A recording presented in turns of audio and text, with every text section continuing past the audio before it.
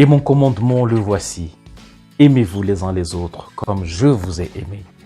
C'est ce que dit le Seigneur à ses disciples comme testament avant sa mort, quand il leur expliquait comment demeurer dans son amour. Nous l'entendrons ou le lirons dans l'évangile de ce 6e dimanche de Pâques. Aimez-vous les uns les autres comme je vous ai aimé. C'est le nouveau commandement que le Seigneur laisse à ses disciples.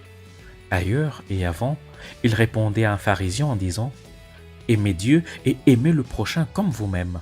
C'est le plus grand et le premier commandement qui résume toute la loi et les prophètes.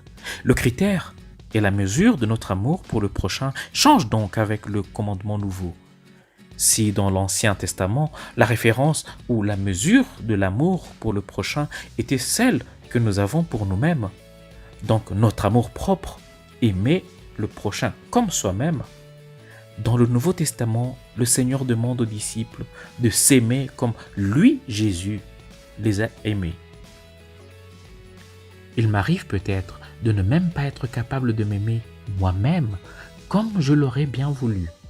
Au lieu de m'aimer et de bien prendre soin de moi-même, il m'arrive peut-être de ne pas m'aimer comme le Créateur voudrait que je le fasse chaque fois que je contemple en moi-même son image.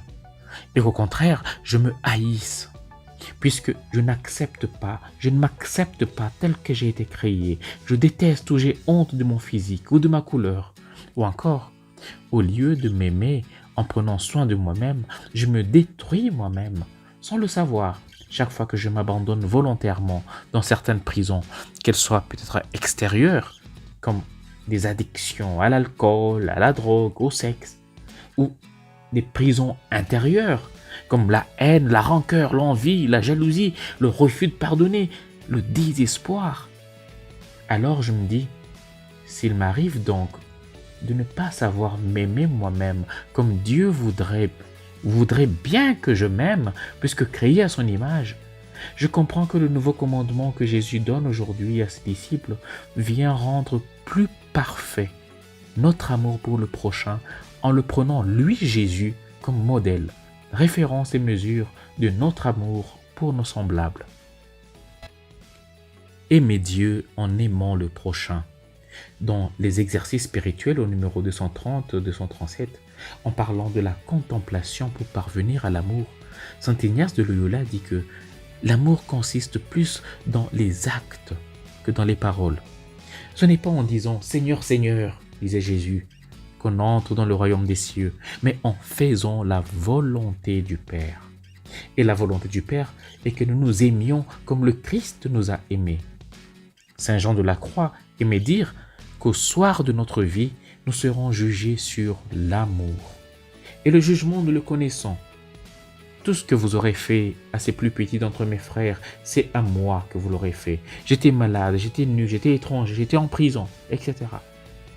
C'est en aimant le prochain, ce prochain que nous voyons, que nous aimons Dieu, que nous ne voyons pas encore.